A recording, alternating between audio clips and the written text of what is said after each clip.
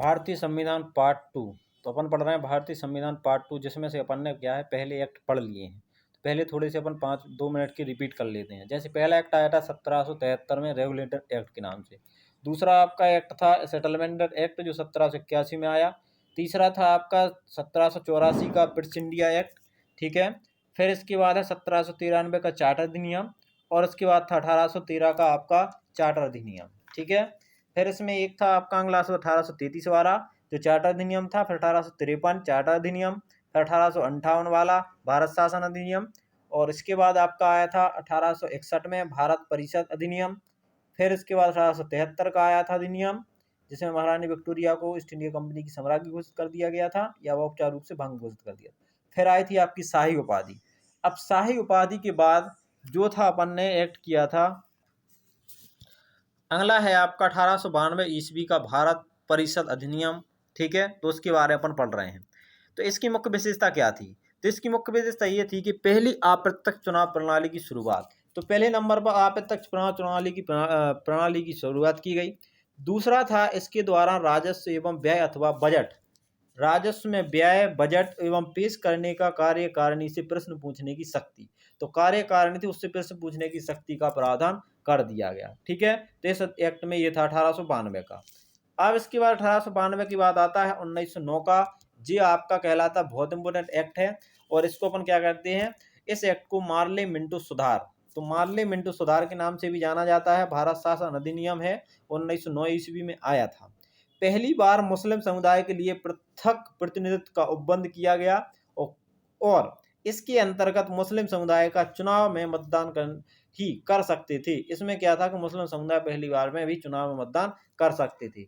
इस प्रकार अधिनियम से सांप्रदायिक को वैधानिक प्रदान की गई, और लॉर्ड मिंटो को सांप्रदायिक निर्वाचन के जनक के रूप में जाना जाता है। तो ये बहुत इंपॉर्टेंट है, और ये पूछा जाता है लॉर्ड मिंटो को किसको सांप्रदायिक निर्वाचन के जनक के रूप में जाना जाता है? तो लॉर्ड मिंटो को निर्वाचन और सार्वजनिक जनक के रूप में जाना जाता है, ठीक है।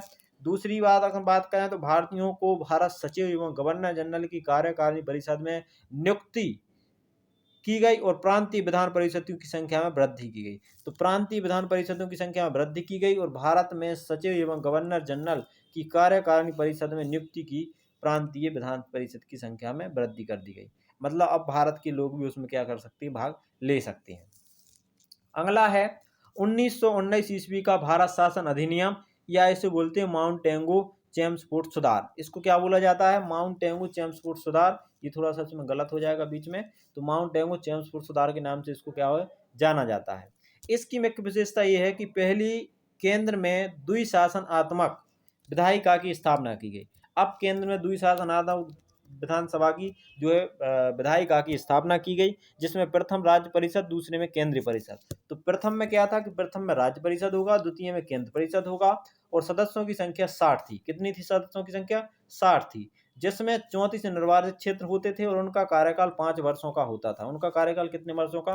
5 वर्षों का। दूसरे प्रांतों में द्विशासन प्रणाली का परिवर्तन किया गया, और प्रांतों में द्विशासन के जनक लुमिनस कार्टियस को कहा जाता है। तो प्रांतों में द्विशासन का जनक किसे कहा जाता है? लुमिनस कार्टियस को कहा जाता है, ठीक है।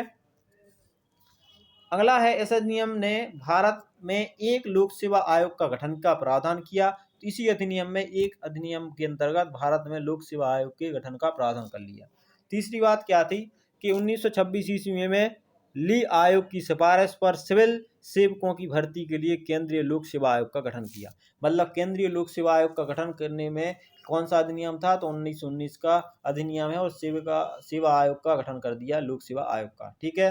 अब आपका आता है अगला अधिनियम 1935 ईस्वी भारत शासन अधिनियम।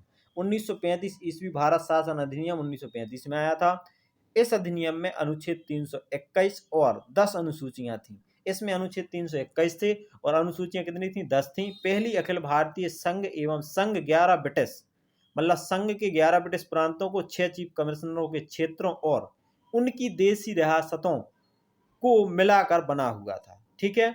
अब इसके बाद क्या था कि इसमें अगर हम बात की जाए तो इस अधिनियम में प्रांतीय स्वायत्तता, इस अधिनियम के द्वारा प्रांतों में द्विशासन व्यवस्था को अंत कर उन्हें एकल स्वतंत्रता और सुशासन संवैधानिक आधार प्रदान किया गया। मतलब प्रांतीय स्वतंत्रता इस अधिनियम के द्वारा प्रांतों में द्विशासन व्यवस्था का अंत कर उन्हें एक स्वतंत्र और सुशासन संवैधानिक आधार प्रदान किया गया। ठीक है।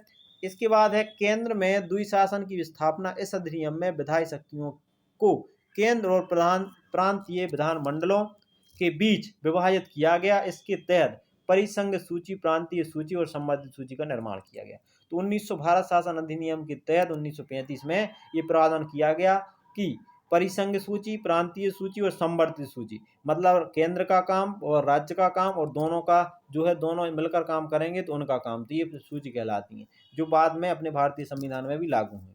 अगला है आपका संघीय न्यायालय की व्यवस्था। अधिनियम के आधार क्षेत्र प्रांतों तथा रियासतों तक विस्तृत था। इस न्यायालय में एक मुख्य न्यायाधीश और 2 अन्य न्यायाधीशों की व्यवस्था की गई और न्यायालय से संबंधित अंतिम शक्ति प्रविष्ट कौंसिल लंदन को, मतलब प्रविष्ट कौंसिल भवन है एक लंदन, उसको प्राप्ति अंतिम शक्ति है, वो जो निर्णय करेगा वही माना जाएगा। ठीक है। अगला है ब्रिटिश संसद की सर्वोच्च अधिनियम में किसी भी प्रकार के परिवर्तन का अधिकार ब्रिटिश संसद के पास था। मतलब ब्रिटिश संसद की सर्वोच्चता और अधिनियम में किसी भी प्रकार के परिवर्तन का अधिकार ब्रिटिश संसद के पास था और प्रांतीय विधानमंडल और संघीय परिषद इसमें से किसी भी प्रकार का परिवर्तन नहीं कर सकते थे। मतलब विधानमंडल और संघीय परिषद अगर कोई परिवर्तन करना है तो वो कोई परिवर्तन नहीं कर सकते थे, क्योंकि सारी शक्तियां ब्रिटिश सरकार के पास थी। इसके बाद है अगला भारत परिषद का अंत। इस अधिनियम के द्वारा भारत परिषद का अंत कर दिया गया। तो भारत परिषद का अंत इस अधिनियम के द्वारा कर दिया गया। अब इसके बाद अगला अधिनियम आता है 1947 ईस्वी का, जो भारतीय स्वतंत्रता अधिनियम है, मतलब इसमें भारत स्वतंत्र हो रहा था तो ये अधिनियम पारित कर दिया गया, जिसमें क्या था कि संसद में 4 जुलाई 1947, बहुत इंपोर्टेंट डेट है तो आपको याद रखनी होगी, 4 जुलाई 1947 ईस्वी को भारतीय स्वतंत्रता अधिनियम प्रस्तावित किया गया, जो 18 जुलाई 1947 ईस्वी को स्वीकृत हुआ। कब स्वीकृत हुआ? 18 जुलाई 1947 को स्वीकृत हुआ, पारित हुआ 4 जुलाई 1947 को। इस अधिनियम में 20 धाराएं थीं, जो अभी राज्यों के शासन में 15 अगस्त 1947 को, दो अभिराज्यों की स्थापना 15 अगस्त 1947 को भारत पाकिस्तान नामक 2 अधिराज्य बना दिए जावेंगे। तो इसमें प्रावधान किया गया कि 15 अगस्त 1947 को भारत और पाकिस्तान नामक 2 अधिराज्य बना दिए जावेंगे और उनकी ब्रिटिश सरकार सत्ता सौंप देगी। सत्ता का उत्तरदायित्व दोनों आदि राज्यों की संविधान सभा को सौंपा जाएगा। तो राज्यों की संविधान सभा को ये सत्ता का जो है सौंप दिया जाएगा, जब तक संविधान सभा विधानमंडल के रूप में कार्य करना, तब तक संविधान सभा ने संविधान का निर्माण नहीं कर लेती है, तब तक भेज विधानसभा मंडल के रूप में कार्य करती रहेगी। ठीक है। तो यह अधिनियम जब तक पारित कर दिया कि जब तक कार्य नहीं संभाल सकेंगे, जब तक दोनों अधिराज्यों का संविधान लागू नहीं हो जाता, बन के तैयार नहीं हो जाता है, तब तक यह कार्यप्रणाली का कौन संभालेगी? संविधान सभा संभालेगी। ठीक है। तो ये थे कुछ एक्ट जो आपके संपूर्ण हो गए हैं। अब इसके बाद नया चैप्टर आएगा, तो हमारे चैनल को लाइक और शेयर और सब्सक्राइब जरूर कर लीजिए और हमारे चैनल को बेल आइकन जरूर दबा लीजिए, जिससे आपको अच्छे से जानकारी प्राप्त हो सके।